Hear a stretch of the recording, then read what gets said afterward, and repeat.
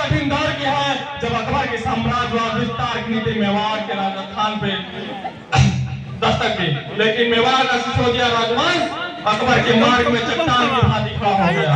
अकबर जानता था जब तक वह मेवाड़ को नहीं जीत लेता पूरे राजस्थान पर आधिपत्य नहीं कर सकता। 18 जून 1576 ईस्वी को अकबर और महाराणा प्रताप की सेना में भीषण युद्ध हुआ। इस युद्ध का परिणाम निश्चित था, क्योंकि अकबर कभी जीता नहीं, अकबर कभी जीता नहीं, प्रताप कभी हारे नहीं। अकबर की सेना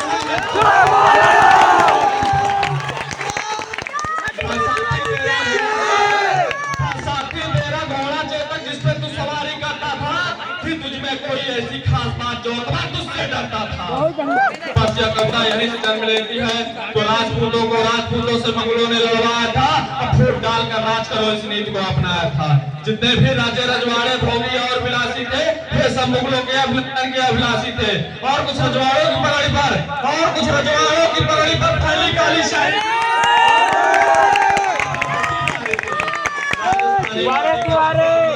हुआ।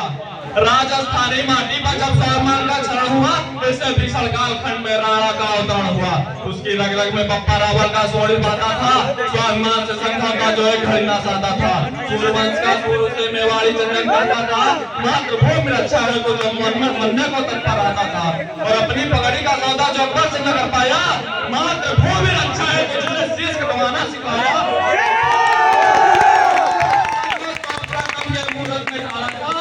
जब बनता की कोख उसने धन्य धन्य का डाला था। उसकी सौर कथाएं सुनकर अकबर भी घबराया था, कूटनीति मंत्रण उसे बार बार भिजवाया था। पर महाराणा की दूरदृष्टि और संबल बड़ा निराला था, जिसके बल पर महायुद्ध का इग्नोर तक डाला था। तभी एक जयचंद मान सिंह सेना का अध्यक्ष बना, जो कुंठा से वशीभूत हो महाराणा से राहतना। और राणा के प्रकार ने उसका अहंकार ही उकसाया। एक बड़ी सेना लेकर वह हल्दी घाटी आया। वर्ग में 64 में वह फैली हल्दी घाटी थी, गंगुरपुरी जैसी रक्त माटी थी। आषाढ़ की दोहापरी में सूरज सियाल बरसती थी, तोपों बंदूकों को चीखे सन्नाटे को डरती थी। दोनों ही सेना में राजपूती सैनिक ज्यादा थे, सबके मानने करने मिटने का वादा थे। और निजी स्वार्थ से वसीभूत हो अपनों को पिटते देखा, और हल्दी घाटी ने भाई से भाई को करते देखा।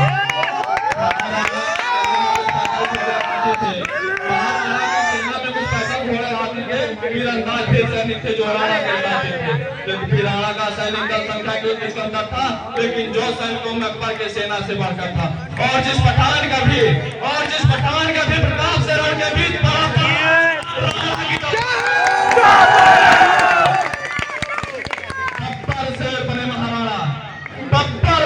महाराणा मुगलों से भरपूर लड़े, और कभी मानसी को देखा तेजी से उसकी ओर बढ़े।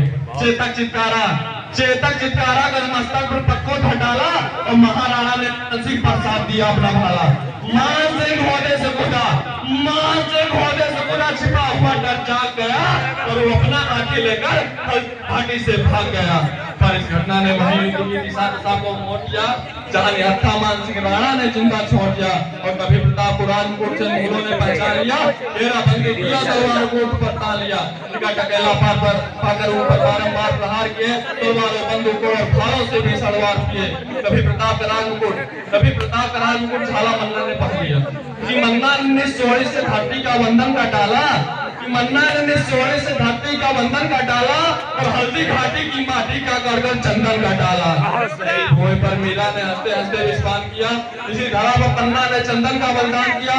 यही पृष्ठ से लिपटकर अमृता देवी ने कुर्बानी दी, ठाड़ी रानी ने भी अनमोल निशानी दी।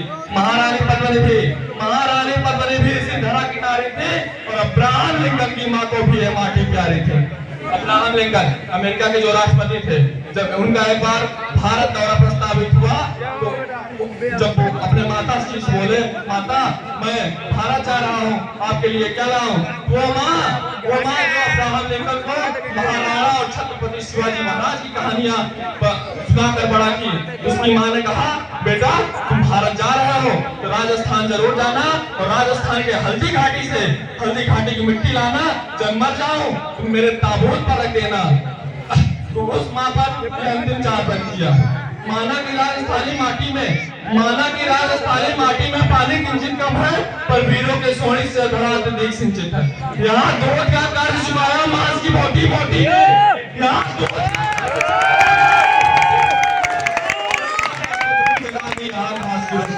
महाराणा प्रताप पर अंतिम चापन किया।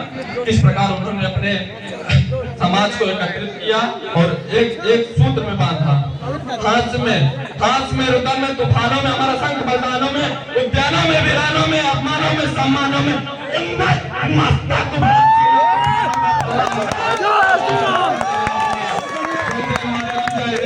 इंकलाब जिंदाबाद।